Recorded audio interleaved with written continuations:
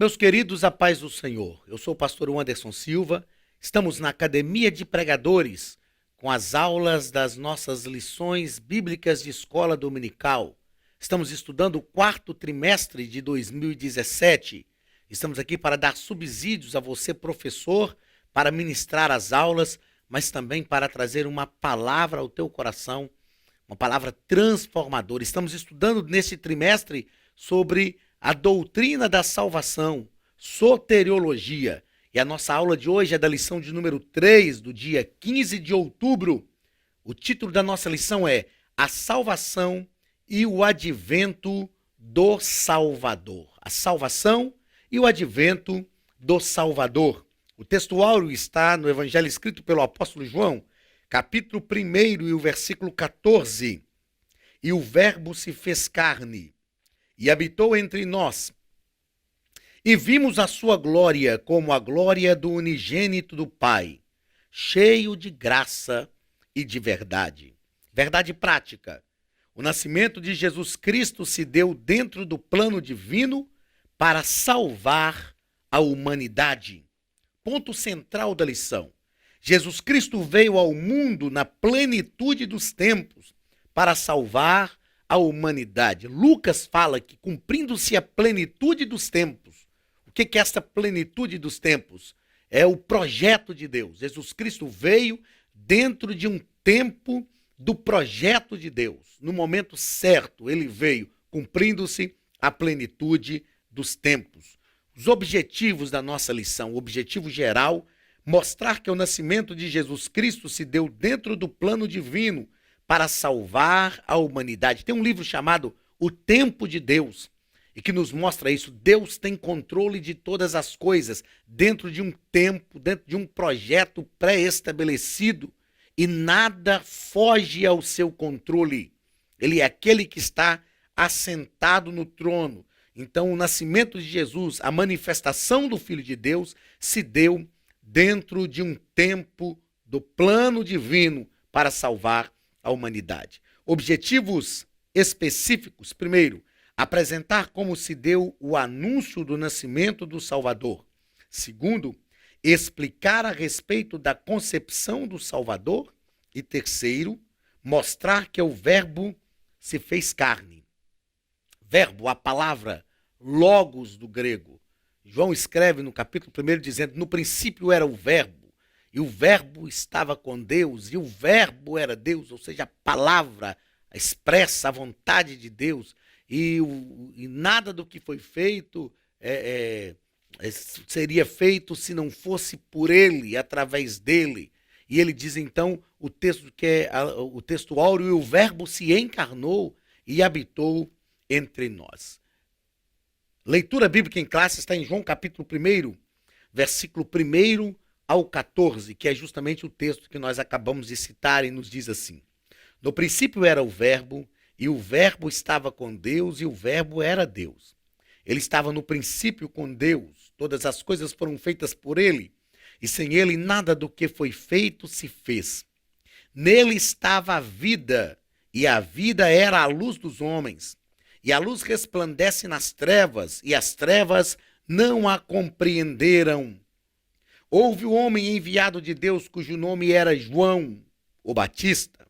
Este veio para testemunho, para que testificasse da luz, para que todos crescem por ele. Não era a luz, mas veio para que testificasse da luz. Ali estava a luz verdadeira, que alumia a todo homem que vem ao mundo. Estava no mundo, e o mundo foi feito por ele, e o mundo não o conheceu. Veio para o que era seu, e os seus não o receberam. Mas a todos quantos o receberam, deu-lhes o poder de serem feitos filhos de Deus, aos que creem no seu nome, os quais não nasceram do sangue, nem da vontade da carne, nem da vontade do varão, mas de Deus. E o Verbo se fez carne e habitou entre nós, e vimos a sua glória como a glória do unigênito do Pai, cheio de graça e de verdade.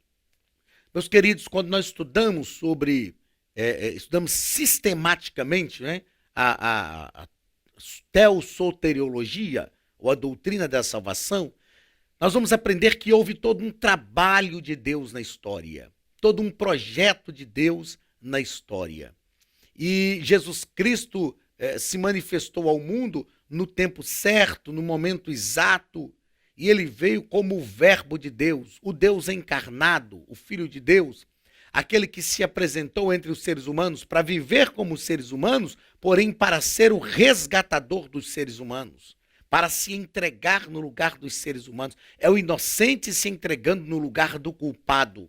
E nós vamos aprender isso durante esta lição, que este era uma fase do projeto salvífico de Deus. Não é? Era uma fase para que Deus promovesse a salvação para toda a humanidade. A manifestação do Filho de Deus. Primeiro ponto, o anúncio do nascimento do Salvador. Primeiro parágrafo, no Antigo Testamento. Então, a queda dos nossos primeiros pais promoveu o anúncio da vinda do Salvador. Né? O próprio Deus, em Gênesis capítulo 3, versículo 15, ele prometeu que o Salvador viria. No sangue do animal que foi morto pelo próprio Deus para vestir Adão e Eva, já estava o anúncio do Salvador que viria. No sangue do cordeiro que foi aspergido no umbral da porta, como ensinamos na aula passada, estava também o anúncio do Salvador. No êxodo do povo judeu do Egito, na saída do povo de Israel do Egito, quando este cordeiro foi morto, estava esse anúncio. Nos 26 salmos messiânicos, na volta do exílio babilônico, nos profetas, o Antigo Testamento está sempre anunciando, principalmente o profeta Isaías. Capítulo 9, o profeta Isaías nos diz assim: porque um menino nos nasceu e um filho se nos deu, e o principado está sobre os seus ombros, e o seu nome será Maravilhoso Conselheiro, Deus Forte, Pai da Eternidade e Príncipe da Paz. Os profetas anunciaram este que viria, anunciaram enfaticamente, incisivamente. Todos os profetas apontam para Cristo. Nós aprendemos que Jesus é o centro de toda a Bíblia. Tudo na Bíblia está girando em torno de Cristo, apontando para Cristo, mostrando o advento do Salvador que viria. O próprio Jesus reconheceu isto. O próprio Jesus disse: olha, de mim se cumpriu aquilo que estava escrito na lei e nos profetas. Não há como ler a Bíblia sem ver Cristo. Cristo é prefigurado no Antigo Testamento através das teofanias e ou epifanias. Jesus está sempre lá, aparecendo, se mostrando, estando com o seu povo. Uma das coisas que me encantam muito no Antigo Testamento é o tabernáculo. O tabernáculo me chama muita atenção, e quando estudamos o tabernáculo, nós vemos a representação de Cristo em cada detalhe do tabernáculo, desde o portão do tabernáculo com as suas 4 cores, desde as estacas do tabernáculo, as colunas do tabernáculo, desde cada móvel do tabernáculo, nós vemos o próprio Cristo ali representado. Os evangelhos também vão declarar a vida de Cristo, fazer uma biografia de Cristo. O escritor aos Hebreus, embora a carta aos Hebreus seja uma carta anônima, mas o escritor aos Hebreus está fazendo uma interpretação hermenêutica do sacrifício levítico para a congregação judaica, para os crentes hebreus, e ele está explicando, então, mostrando o Cristo que está representado no Antigo Testamento.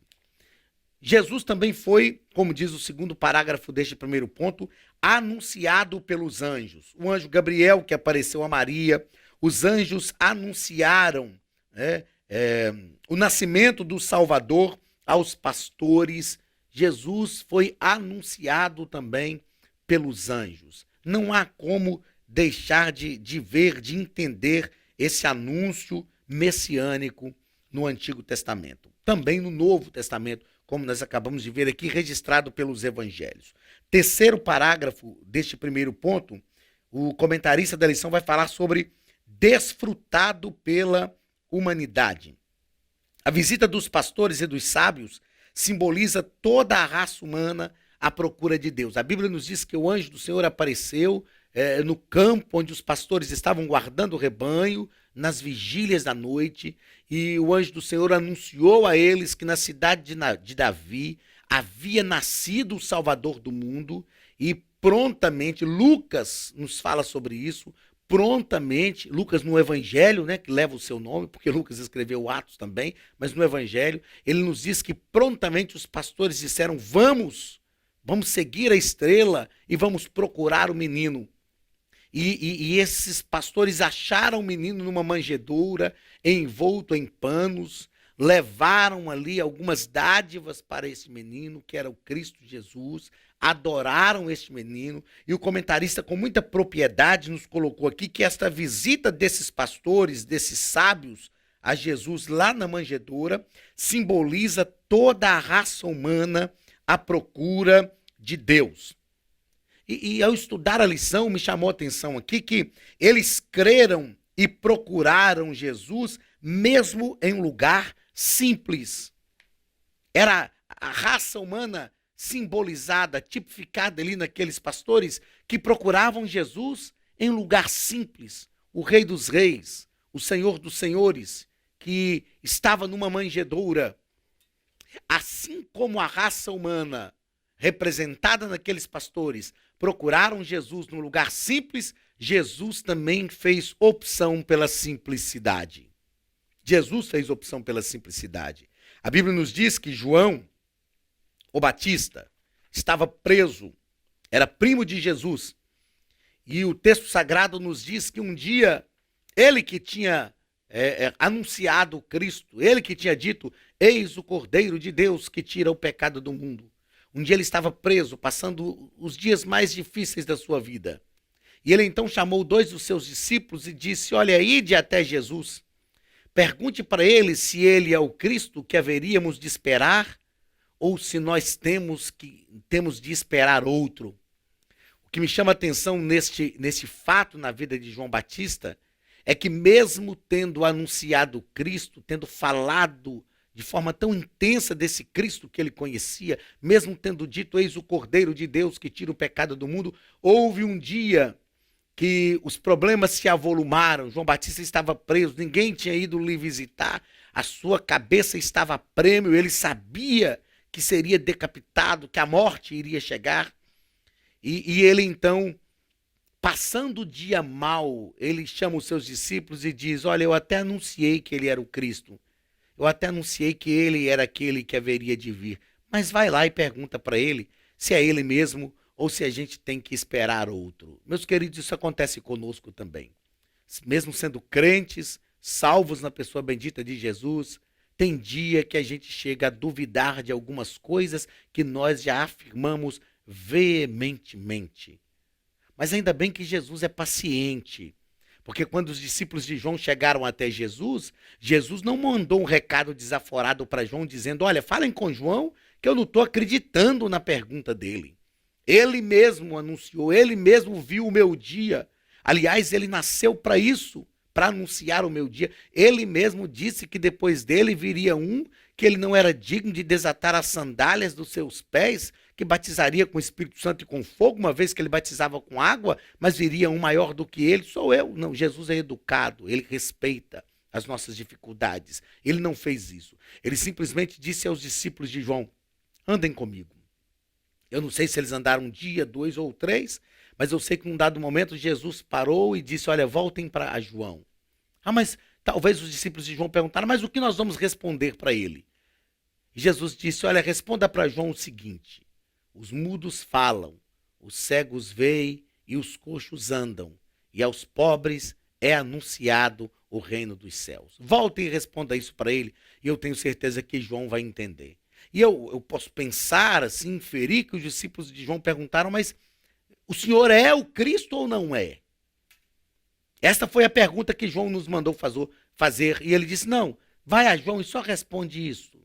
Diga para ele. Eu imagino que quando eles voltaram a João, já encarcerado, e João perguntou, e aí foram até ele? Fomos. Perguntaram para ele, perguntamos. E o que ele respondeu? Ele é o Cristo ou não? Olha, João, ele não respondeu nem se é e nem se não é. Ele só mandou dizer uma coisa que falou-nos que quando nós te disséssemos isto, você entenderia. Ah, o que ele mandou dizer? Olha, João, ele mandou dizer que os cegos veem, os mudos falam, os coxos andam. E aos pobres, Jesus fez opção pelos pobres.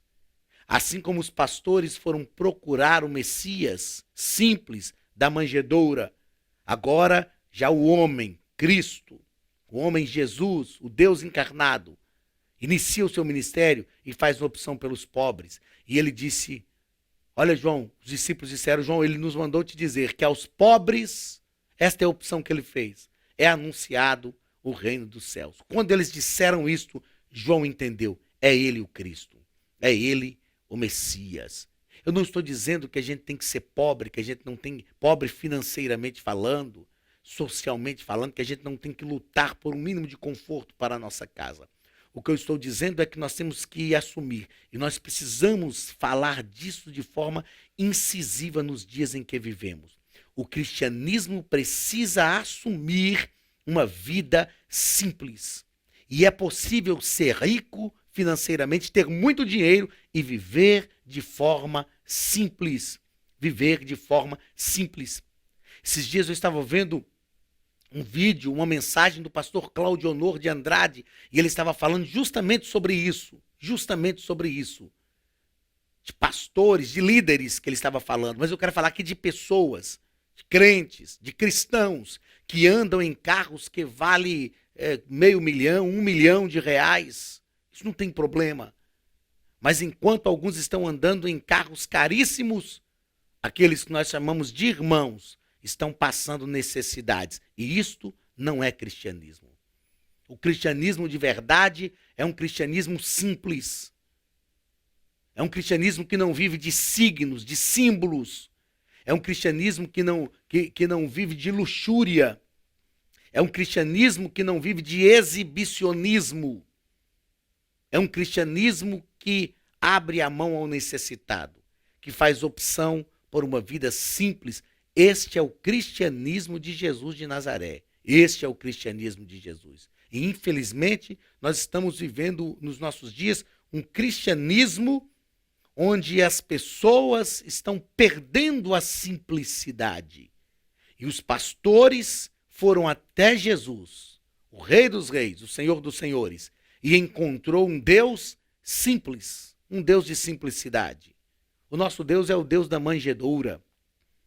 O nosso Deus é o Deus que foi encontrado enrolado em panos.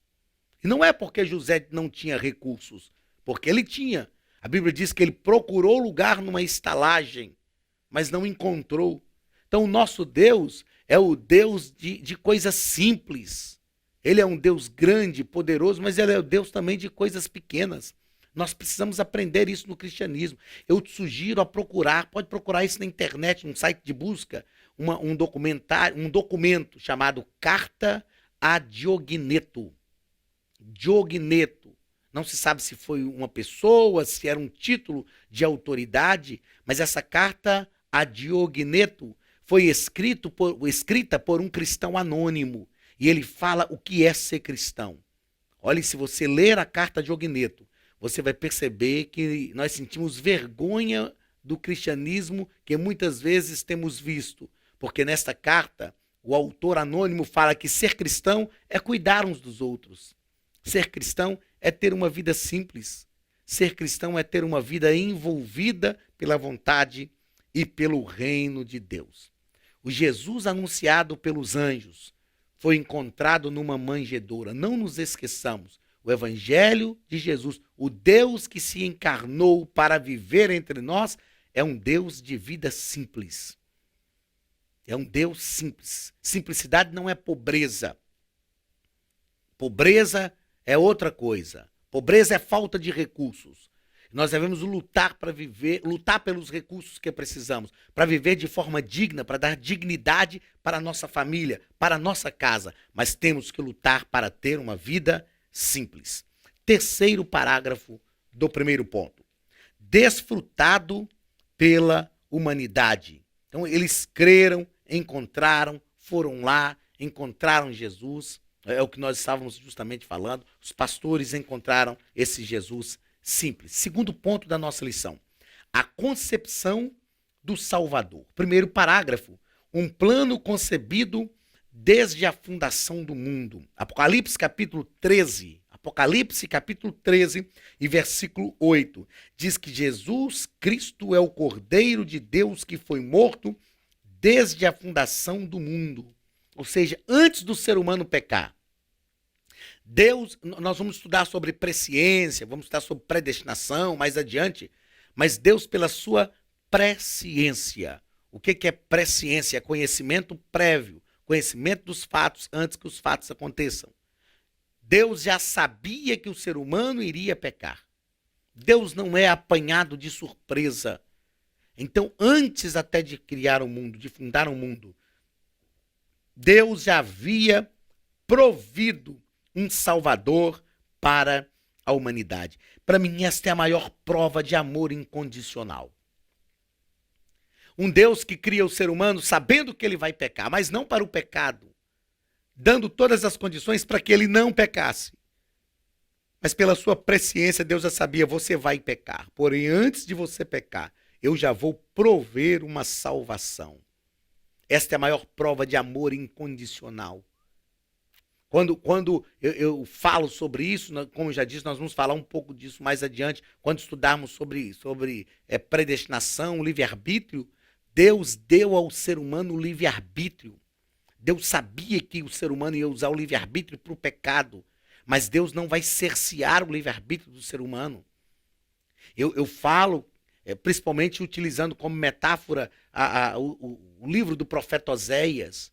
Quando Deus manda Oséias casar com uma mulher prostituta, ela vai, trai Oséias, sai de casa e Deus manda Oséias buscar esta mulher, ter filhos com ela. Ela o trai de novo, Deus manda buscar de novo e ter outros filhos com ela. Eu falo que Deus é o marido que não tem medo de ser traído, porque ele sabe que essa esposa não vai encontrar um marido melhor do que ele.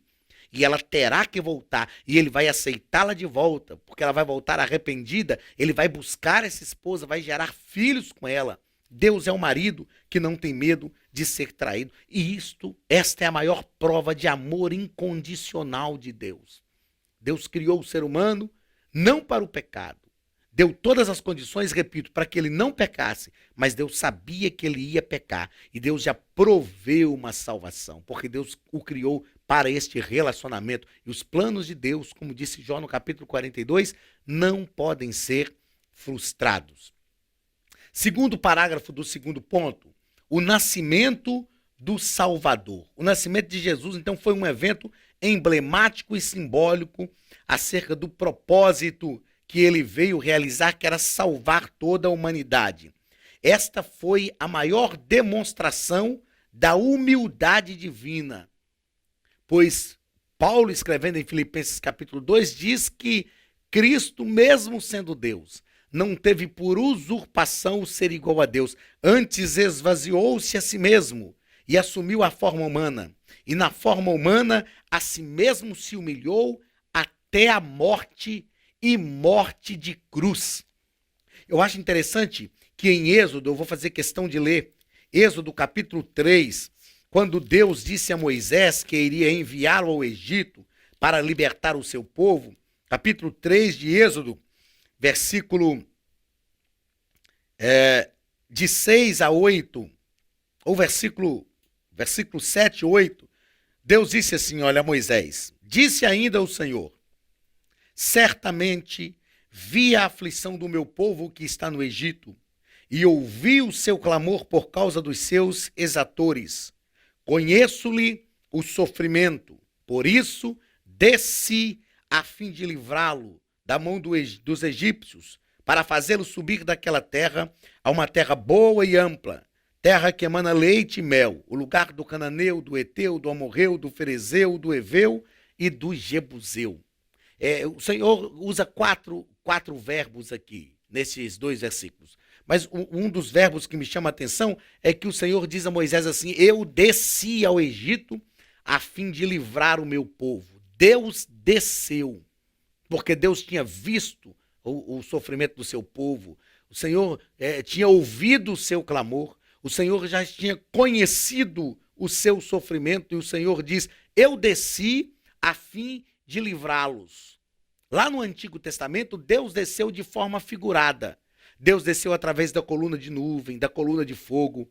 Deus desceu através da glória sobre o tabernáculo. Deus desceu de várias formas figuradas, através da fumaça, né, no Santo dos Santos. Era Deus que estava ali. Agora, no Novo Testamento, em Cristo, literalmente Deus desceu. Agora não é de forma figurada. Ele se encarnou. Lá em Êxodo capítulo 25, quando o Senhor ordenou a Moisés construir o tabernáculo, o Senhor disse a Moisés para pedir ofertas entre o povo, e o Senhor disse assim: e me farão um tabernáculo para que eu possa habitar no meio deles. O que Deus havia predito ou feito de forma figurada lá no Antigo Testamento, Deus está fazendo de forma literal no Novo Testamento. Ele habitou, porque João disse no texto que nós já lemos, ele se encarnou e habitou entre nós. Lá no Antigo Testamento ele habitou de forma figurada, através do tabernáculo. Mas no Novo Testamento Deus está encarnado. Deus está pisando onde o ser humano pisa, comendo o que o ser humano come, sofrendo o que o ser humano sofre, vivendo onde o ser humano vive. E tudo isso por causa de um projeto salvífico. Por que era necessário que Cristo se encarnasse para nos salvar?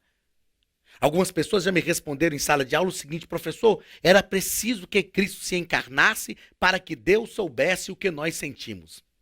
E aí tem gente que diz que quando nós falhamos e Jesus intercede por nós junto ao Pai, ele diz: olha, Pai, eu sei o que ele está passando, porque ele encarnou para saber o que nós sabemos, sentir o que nós sentimos. Deus não precisava se encarnar para saber o que nós sentimos, porque ele tem todo o poder, ele é onisciente, onipresente, onipotente, ele já conhece. Agora, Deus precisava se encarnar em Cristo para que nós o conhecêssemos. Então, a encarnação de Cristo foi necessária à nossa salvação. Não para que ele nos conhecesse, porque ele tem todo o poder, ele é Deus, mas para que nós o conhecêssemos, para que ele se revelasse a nós cara a cara, para que a humanidade pudesse tocar Deus, para que a humanidade pudesse sentir Deus. Por isso, ele se encarnou. Terceiro parágrafo do segundo ponto. Um roteiro divino de vida. Então, o Senhor Jesus teve um roteiro de vida, que foi um roteiro divino, ou seja, ele foi concebido por uma virgem para mostrar a maneira milagrosa como Deus estava se encarnando. Ele nasceu num contexto de pobreza para mostrar a sua humildade, a sua humilhação, o seu serviço. E ele cresceu numa família para mostrar o quanto Deus se preocupa com a família, o quanto Deus está preocupado em reunir as famílias, remir as famílias, tratar com as famílias. E essa sempre foi uma preocupação de Deus, né? Lá a Abraão, ele prometeu que daria uma descendência, uma família grande. E ele disse: eu sou o Deus de Abraão, de Isaac e de Jacó. A Davi, ele prometeu que não lhe faltaria sucessor no trono. Ou seja, ele fez um pacto perpétuo com a casa de Davi, e Jesus Cristo vem da linhagem de Davi. É Deus se importando com a família. Terceiro ponto da nossa lição. O Verbo se fez carne e habitou entre nós. Então, a encarnação do Verbo é o primeiro parágrafo. Já falamos bastante sobre isso aqui, mas ele assumiu a humanidade juntamente com as fragilidades próprias. Então, ele viveu a humanidade plena. Eu sempre digo, quando leciono Cristologia, que Jesus foi Deus que viveu a humanidade plena. Ele chorou em público, admitiu perdas e sentimentos, experimentou dor, sentiu tristeza da morte, sentiu cansaço, teve sede, teve dificuldades familiares, foi tido como louco, mostrou a privacidade e a oração, mostrou que a privacidade e a oração são períodos essenciais para a sobrevivência espiritual. Então, Jesus viveu a humanidade plena. Ele se encarnou. E em Cristologia nós aprendemos que enquanto ele esteve encarnado, ele agiu só como homem. Não deixou de ser Deus. É o que Paulo fala com muita propriedade em Filipenses capítulo 2. Mesmo sendo Deus, não teve por usurpação o ser igual a Deus. Viveu tão somente como homem. Segundo parágrafo vai falar sobre a humilhação de servo. A humilhação de Jesus teve início com o esvaziamento de sua glória para tomar a forma de servo e culminou com o seu sofrimento na cruz. Repito, Filipenses capítulo 2.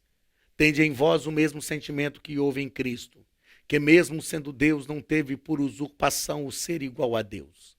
Antes esvaziou-se a si mesmo e assumiu a forma humana. E na forma humana a si mesmo se humilhou até a morte. E Paulo diz, e morte de cruz. Ele ele se humilhou plenamente, foi nos níveis mais baixos de humilhação. Tudo isso para nos dar o exemplo e para mostrar que ele se encarnou para cumprir a vontade do Pai, somente para nos salvar. Terceiro parágrafo do terceiro e último ponto, exemplo a ser seguido. A partir da vida do Salvador, somos estimulados a priorizar o reino de Deus. A pessoa do Altíssimo em todas as áreas de nossa vida. Deixa eu voltar aqui. A partir da vida do Salvador, somos estimulados a priorizar o reino de Deus, a pessoa do Altíssimo em todas as áreas da nossa vida, não permitindo que nada tome o seu lugar. Quando estudamos a teologia joanina, nós aprendemos que Jesus se tornou tudo o que nós somos para que nós nos tornemos tudo o que ele é. Cristo é o nosso referencial. O exemplo de Cristo é o nosso caminho. E a vida de Cristo é a nossa própria vida. O apóstolo Paulo fala que se com ele morremos, também com ele ressuscitaremos. Porque do mesmo jeito que Deus ressuscitou a Cristo, ele também ressuscitará os nossos corpos mortais. Então, Cristo é um exemplo a ser seguido. Meus queridos, que esta seja uma realidade para a nossa vida e que o Cristo do Calvário seja o Cristo que nós procuramos seguir. Paulo aos Colossenses, ele nos fala sobre isso. Ele fala que deixou tudo por amor a Cristo e ele diz, eu quero me conformar com ele, eu quero parecer com ele na sua morte. Paulo disse, já estou crucificado com Cristo, não mais vivo eu, mas Cristo vive em mim. A vida que agora vivo na carne, vivo-a na fé do Filho de Deus. Ele é o nosso exemplo, ele é o nosso referencial. Que nós trilhemos este mesmo caminho debaixo da sua graça, debaixo do seu poder, sabendo que o Espírito Santo está conosco para nos ajudar em todas as coisas. Deus te abençoe em nome de Jesus. Receba o abraço do pastor Anderson Silva e da Academia de Pregadores. Esta que é a maior escola de teologia online do Brasil e que está em busca da excelência do ensino teológico. Deus te abençoe e até a semana que vem em nome de Jesus.